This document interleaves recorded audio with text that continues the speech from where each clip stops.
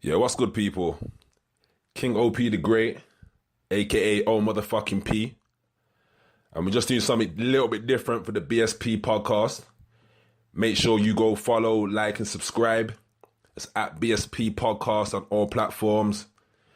Instagram, Twitter, YouTube, SoundCloud, iTunes, you know the rest.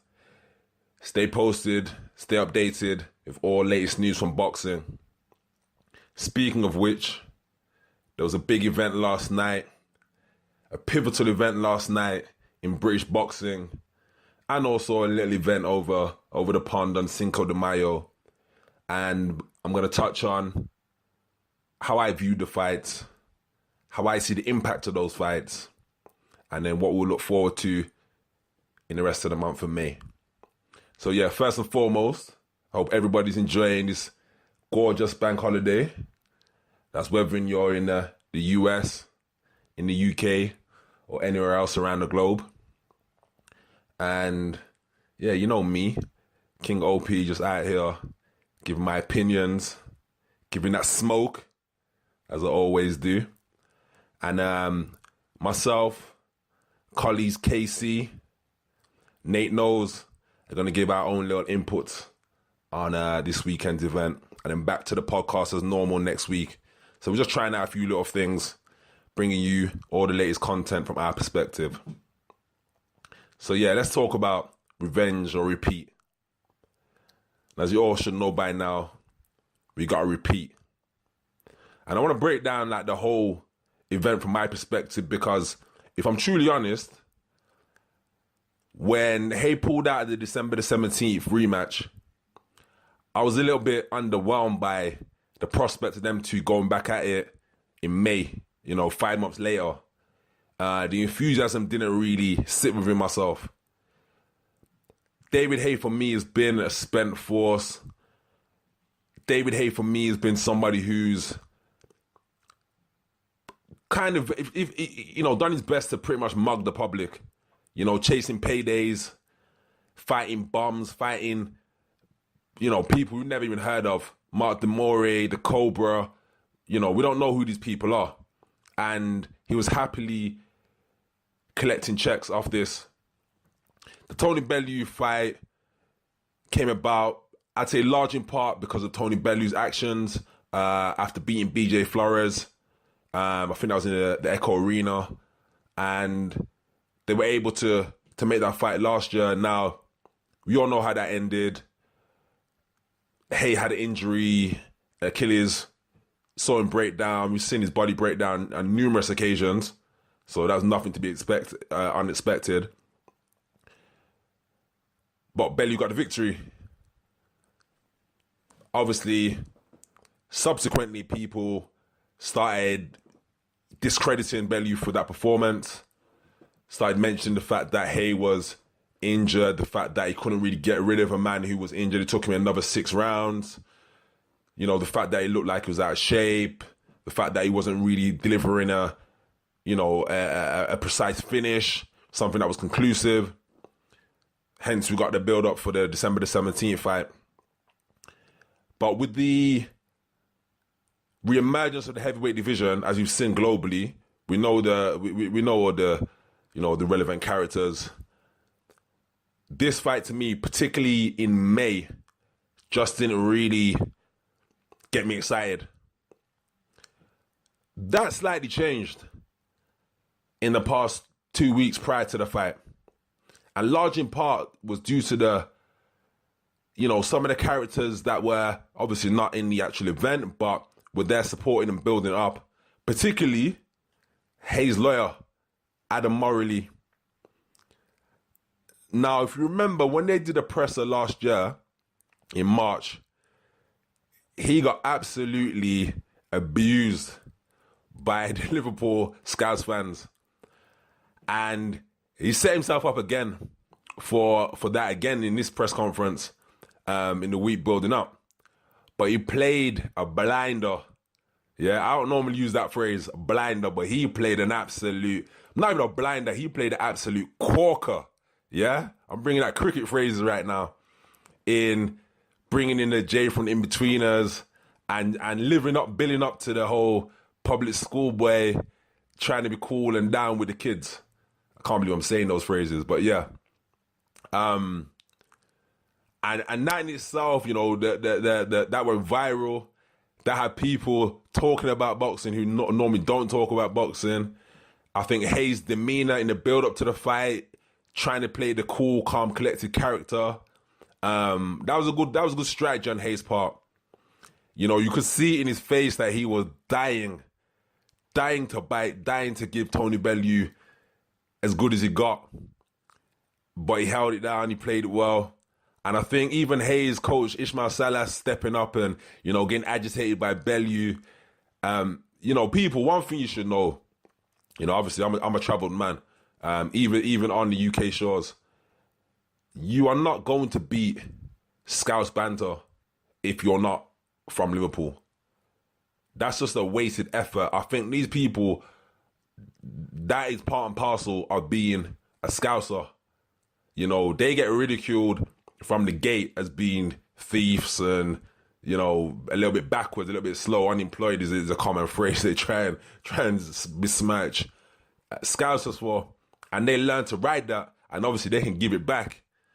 So going up against a Scouser is just, it's a moot point. And Bellew, like they call him the gobby Scouser, the gobby fat Scouser. Well, he calls himself that, I should say.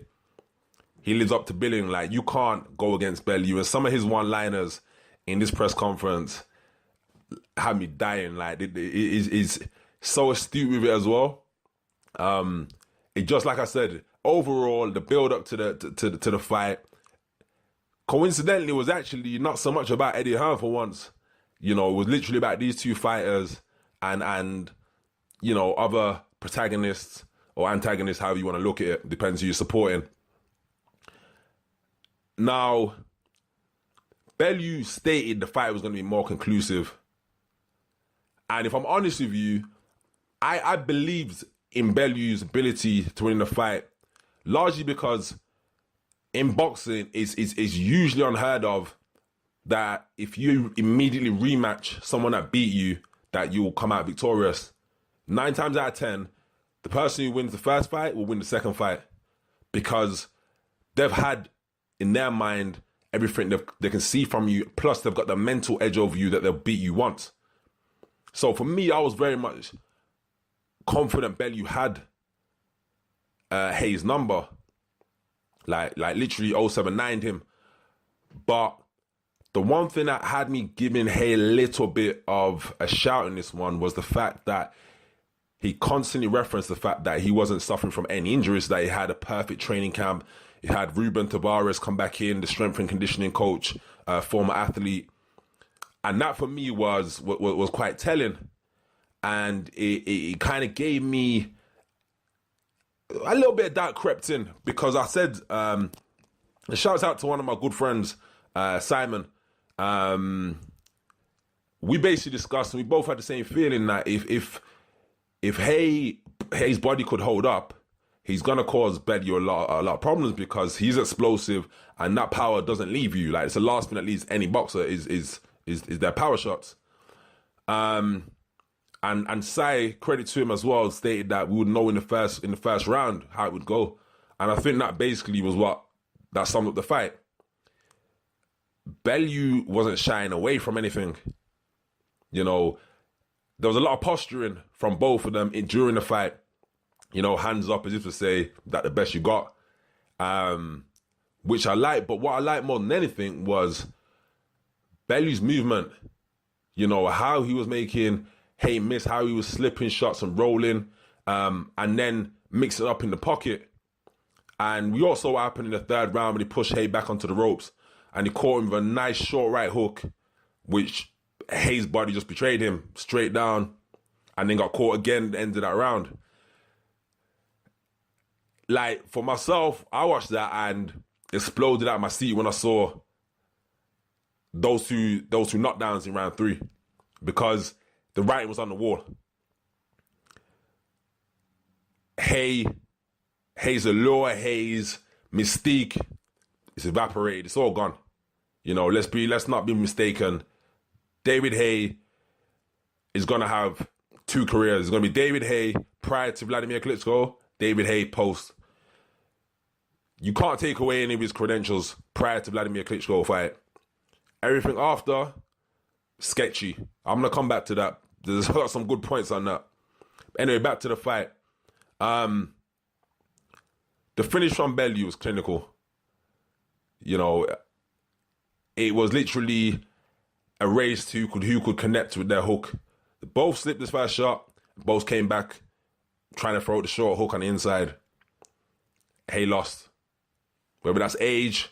Paulie Malignaggi summed it up is that Haye was off balance trying to come back with his hook, and that's why it took him slightly longer to get to the to get his shot off, and got beaten to the punch. Literally, fight's over conclusively. Tony Bellew deserves his props, and I want to say, like, I've been following Tony Bellew's career pretty much since Oval McKenzie won, and I think that was 2011. So it's a solid 7 years I've been, you know, up to following Tony Bellew's antics. He's always been gobby, but I think he's really underrated in terms of his boxing ability. He says he's been saying it all this week, but if you look at his boxing ability, and I tell people to go reference a couple of his old fights, where he was, I don't want to say not the favourite necessarily, but when he finished in such a spectacular way that you have to give a nod to him in terms of his finishing.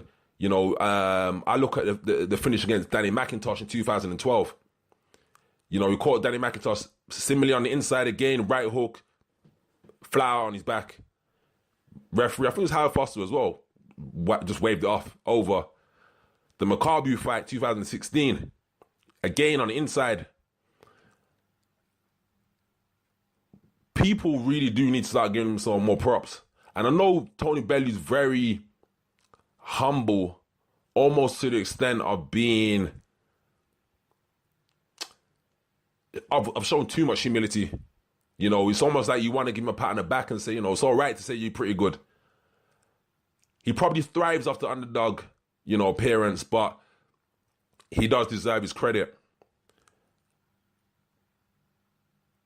One thing that touched me, I don't know if you noticed his people, was that at the end of the fight, how emotional Bellew was. Now, he's mentioned and talked about the death of his brother-in-law and how badly that, you know, hit him.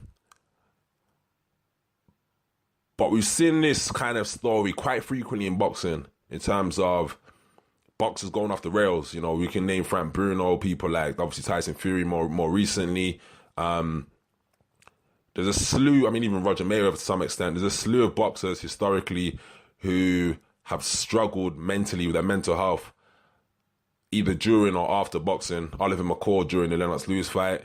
Some of the words Bellew was saying were quite, I don't want to say frightening because, you know, no one's shook, come on.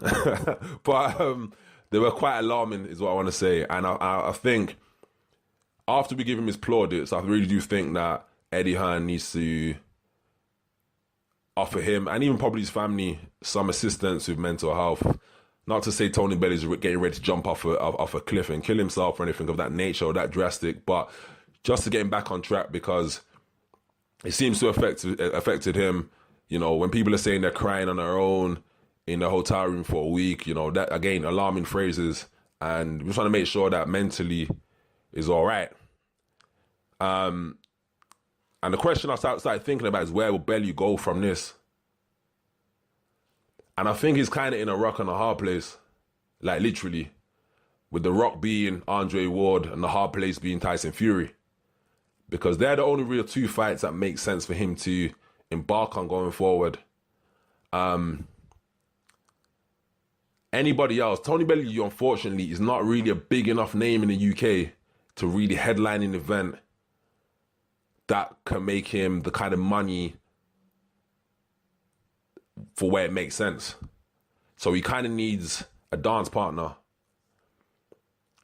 Fury's the obvious choice. In the UK, any fight with Fury right now is going to be big money. But there's two big problems. Problem A is Fury's unbeaten. Again, I'm going to come on to that a bit later. And B, Fury probably isn't so keen to fight a slick, smaller, quicker boxer who can bang at this present moment in time. I refer back to Steve Cunningham. Fury's going to be a bit rusty. He's been out of the ring for 3 years almost. I don't think you want to fight Tony Bellew at the moment with the momentum he's got. You know, he's had big victories back to back to back. Makabu, BJ Flores, David Haye twice. That's not the combat fight for Fury. And by the time Fury would probably feel comfortable to fight a Bellew, the time period might escalate as such that Bellew would have, the reverse would happen to him. He'd be rusty. So that's probably not the fight that's going to happen. And then Andre Ward, the big downside is that Andre Ward isn't a household name. And making that into a big fight as well in the UK is going to struggle. Possibly in America, they could probably tie in some Creed 2 promotion to it. But if that fight were to happen, it would definitely have to be in America from my perspective. Possibly a Vegas fight. As I said, with the Creed 2 promotion, there's possibilities to make that lucrative for both of them.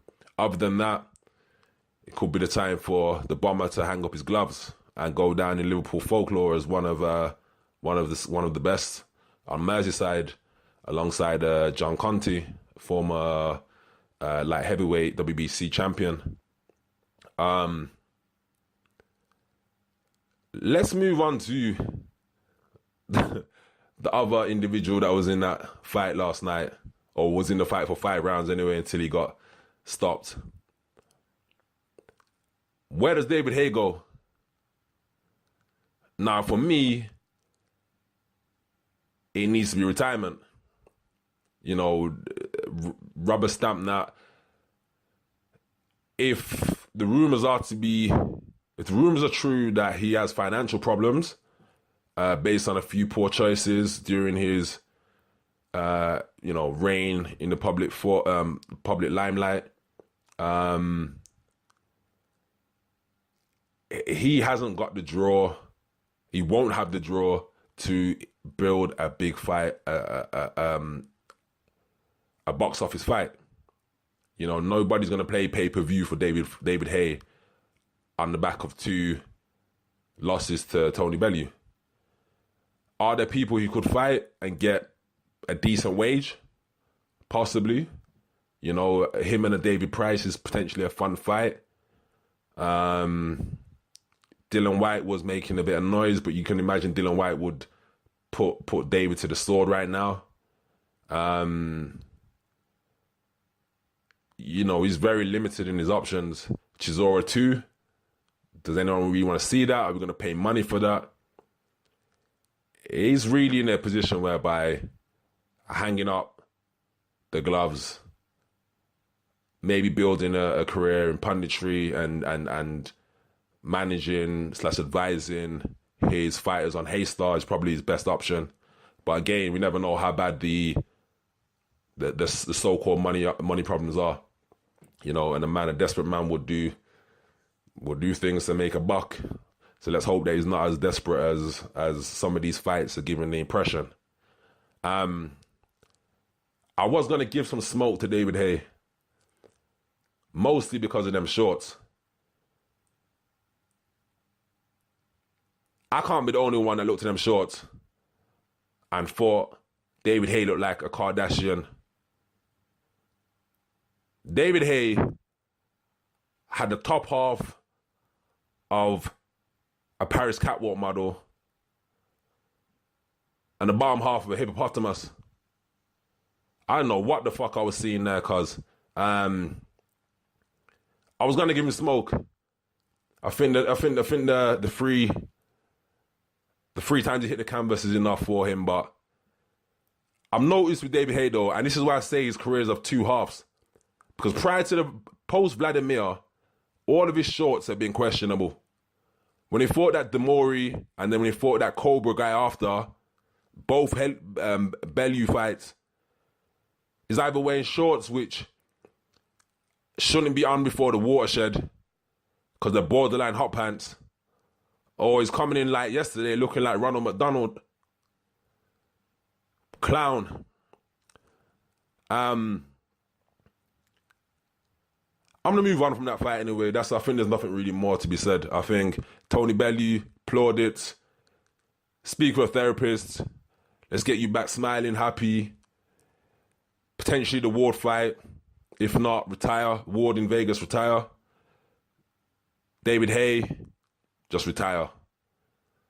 And for the love of God, man, please. It's 2018, bro. You're 38 years old almost. Cornrows. It's not cutting it. Yeah, you're not on the block. You're not in the wing. It's not prisoner cell block H. Yeah, fade. It's time for that fade.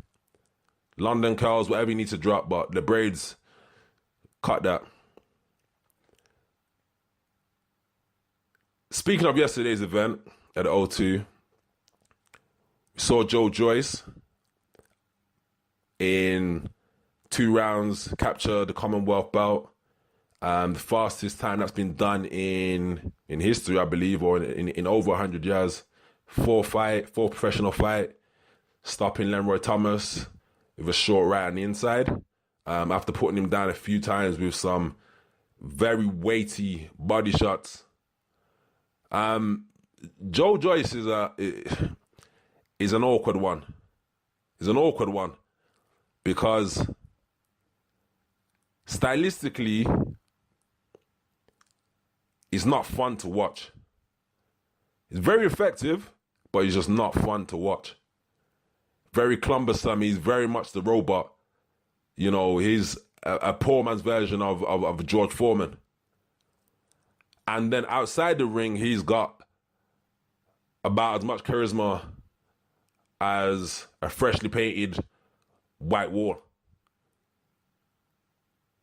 So it's a rock, again, I use that phrase, rock on a hard place with him. From a fan perspective, do I want to watch him? Do I want to hear from him? No.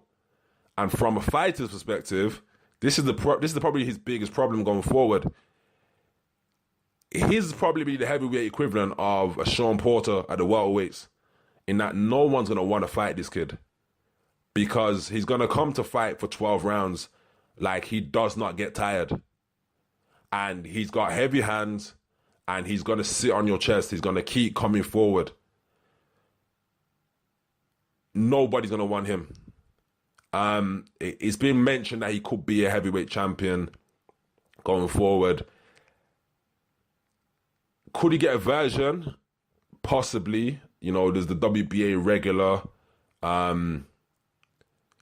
where you could see him having a chance. That's basically the kind of B version of the Anthony Joshua fight. Holt, sorry. But when people say he's going to be a world champion, in some roundabout way, you're saying he's going to beat either Joshua or Wilder. I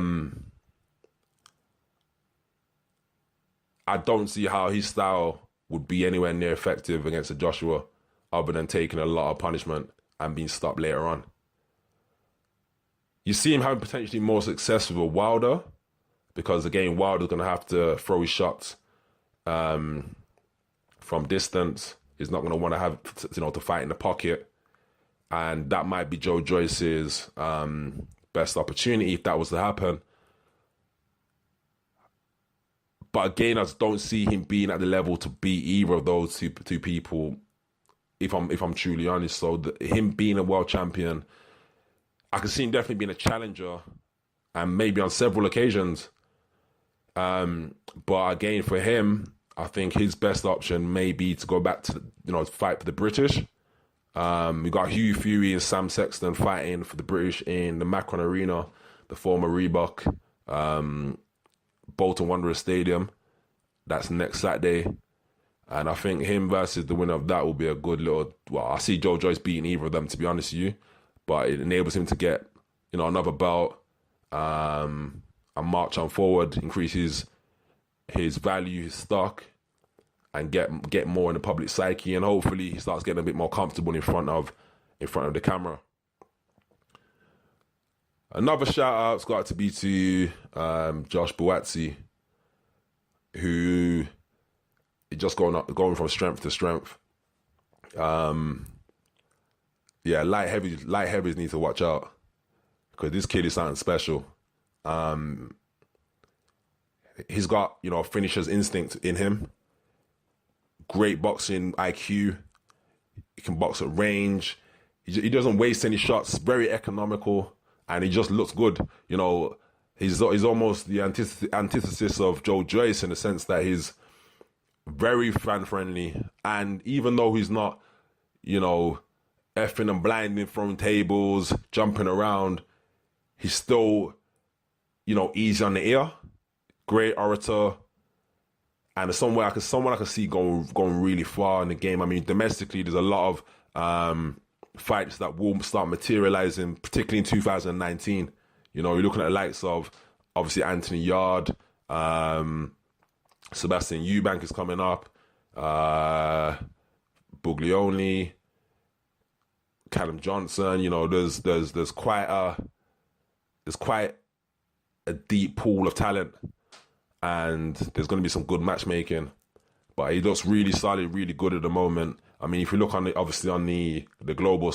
global scene, there's some killers. Obviously, you got Kovalev, Berbiatev, who are killers. Like, there's no two ways to put it. And in Kovalev's case, like, literally a killer in the boxing ring.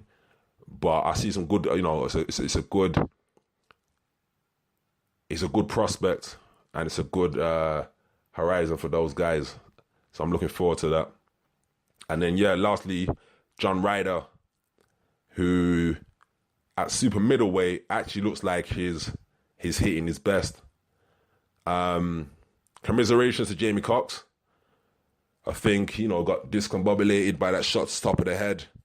Off the ropes, short right off the ropes. Got the count slightly wrong. I think he would have got stopped regardless, but I think Jamie Cox needs to drop back down to middleweight. He came up from light middle, super welter, and he jumped 2 weights pretty much. And he's been stopped twice in the space of that's about 8 months. George Groves, now John Ryder. I think middleweight is probably where it's best to campaign at, even though that's obviously a deep division as well. But John Ryder now, I think there's a world title opportunity for him. It's going to be tough for him, regardless of who he fights at super middle. Obviously, we know the UK belt holders, Groves and DeGale. There's obviously Benavides, who is just on crud for a 20, 21-year-old. But I think he deserved of an opportunity. And then lastly, let's move across over to the other side of the globe. Cinco de Mayo, which ended up being Cinco de Flop. We all know why. I'm not gonna give that Mexican guy any shout. You know who he is. Triple G just did what Triple G does. 2 rounds. Marta Rosen was a victim, is the only way to describe it. But interestingly, Marta Rosen told his wife he didn't want his wife to come to the fight. She was due to come. And he told her, he basically said, you got to stay at home. And that's probably best, because, when you're falling face down, face planting from Triple G's attack, I don't think any spouse wants to see their partner rendered unconscious or close to being rendered unconscious. So that's probably a good shout. And then, wrapping up the boxing news. Lastly, what we've heard is BT had basically announced that they're going obviously into box office, pay-per-view model. They've re-upped on a deal with Box Nation. Most of us probably saw the press conferences last week, most of the big hitters and big players from Box Nation, they're stable, were available and about. So really, yeah, we should start seeing a lot more competitive broadcast between BT and now Sky. Obviously, Sky having the advantage, and Eddie Hearn is forever letting everybody know that this Thursday coming, he's got a big announcement over in the States. So whether or not BT's announcement gets them any closer to Sky, or if Eddie Hearn's announcement just widens the gap, guess we'll find out on Thursday. And then, yeah, up and coming next weekend, just keep an eye out for 2 fights, basically. Mentioned already about Hugh Fury, Sam Sexton, the heavyweight. Could be an interesting fight. It's on Channel 5.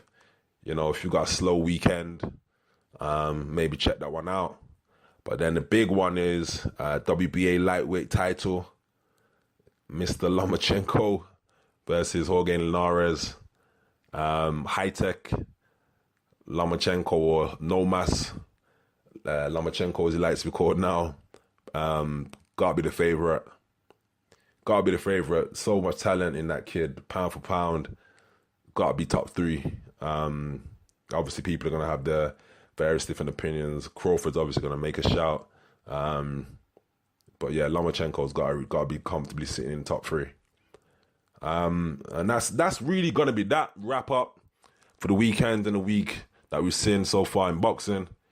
You know, normally, oh motherfucking P comes with the smoke section, the free smoke section.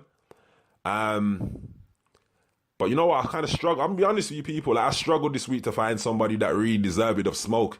Obviously, after, like I said, Haye is the obvious choice, but there was a lot of humility. So it's hard to give someone smoke when they're kind of, you know, doing the Eminem 8 Mile thing, deflecting already. So, and I looked far and wide in the boxing world to try and give somebody smoke, even in the celebrity world. But I feel like everyone's on best behavior, best manners this week for some reason. So yeah, fuck knows. Anyway, hope you enjoy this little, you know, one-on-one King OP conversation. Just my thoughts. Shouts out to my brothers, Casey, Nate Knowles, One Bang Dan. And yeah, check us out again. We'll be doing this more frequently, as well as the podcast, just to mix it up, you know, so you lot can get a flavour as to how we think, because, you know, we all got differences of opinion. Obviously, I'm always right, come on. But yeah, so you can get to know us as characters. But anyway, we'll wrap again next week.